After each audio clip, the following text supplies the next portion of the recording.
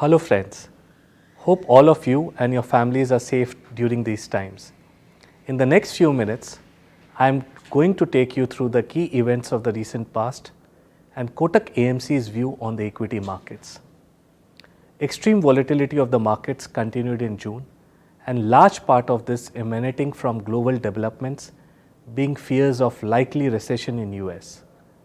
Global markets, led by Nasdaq, corrected significantly in the first half of June, following Fed's record rate hike of 75 basis points, the highest since 1992, in a bid to tame inflation, which, along with quantitative tightening, raised market concerns of further growth slowdown. This led a chain reaction of extreme volatility across equities globally. At one point, friends, during the month, Nasdaq was down almost 8 to 10%. S&P was down almost 6 to 7%. Nifty in India was also down 4 to 5% mid-month. During the latter part of the month, as high-frequency indicators like the US unemployment data, low China PMI suggested signs of slowdown, resulted in some cooling of inflation expectation in the second half. There was some decent relief rally, recovering part of the losses for the month. Friends, going forward, around October-November, there is a high probability of narrative being shifting from inflation back to growth. We at Kotak are concerned about global growth going forward. The crisis in Russia-Ukraine continues to prolong. However, commodity markets have seen some cool off. Steel, copper, aluminum, most of the metals, ferrous or non-ferrous, are down between 15 to 25% in the last 1 month. Crude oil also seems to be stabilizing at $110, $115, down about 10 to 15% from the peak. Given India's strong import dependency, we see the recent stability in crude prices and government efforts to source some cheaper crude, easing off some of the burden and containing the runaway inflation in India. Friends, FIs selling continued among global uncertainties. They have cumulatively sold more than $28 billion calendar year to date. Most of the outflow has been focused on IT, led by sharp correction in Nasdaq.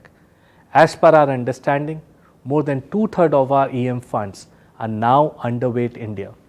Domestic liquidity and flows have yet again helped combating the FI selling in the country. And they have kept faith in India growth story.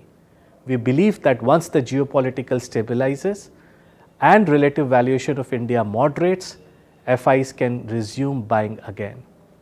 We also have completed fourth quarter FY22 earnings season.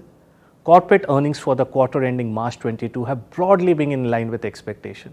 There have been some pressure on margins due to elevated commodity prices and some impact due to Omicron wave, which we saw in January, February impacted sales. We expect near-term quarterly earnings to be impacted by elevated commodity prices and energy cost in the first and the second quarter, and which could potentially result in market lowering earnings growth expectation for the current year. While these are near-term headwinds, friends, we do think it's better for investors to look through this phase and think about the structural reforms undertaken and improved fundamental outlook for corporate India over the medium term. Friends, don't forget 100 crore bank account, 100 crore Aadhaar and 100 crore mobile connections are a deadly cocktail, and any reform which needs to be done can be done in a matter of few days and weeks rather than years, which earlier used to be the norm. This is a structural change which India has seen post-COVID. Pre-COVID, the narrative amongst most corporate boardrooms was to address liquidity issues, cash flow pressures to save the overall company from being NPA, etc. However, corporate growth or strong growth post initial COVID period led to cash flows from operations nearly doubling over the last 2 years, which has significantly changed boardroom discussions from deleveraging to growth. Many corporates have now started to focus on investments over the next few years. This improving investment outlook along with financialization of savings, does provide a strong runway for investments in equities in the medium term. Friends, on valuations, valuations have moderated a bit as markets have consolidated over the last 8 months period, digesting near-term headwinds of FI selling, higher commodity cost and increase in cost of capital. For sure, geopolitical risks have gone up, and while direct impact on Indian economies is limited, indirectly India will get impacted with higher energy prices, especially if they sustain at $100 above for long. However, in our view, these risks are transient and unlikely to impact longer-term competitiveness of Indian company. If any, we think Indian companies can benefit tremendously in the long run with more outsourcing opportunities across sectors amidst rising interest costs for Eastern Europe and consistent disruptions in China, especially as global companies explore value chain in manufacturing sector and prefer to move to a stable country like India. Friends, we have already started to see supply chain diversions in favor of Indian manufacturers, and whenever we interact with the ecosystem, the feedback we are getting is that the order book on exports are looking good. Given that ups and downs are part and parcel of asset classes like equities, amid global concerns on inflation, rising rates and global outlook, it is only natural to expect higher volatility in the times ahead, and we need to contend with higher volatility in 2022.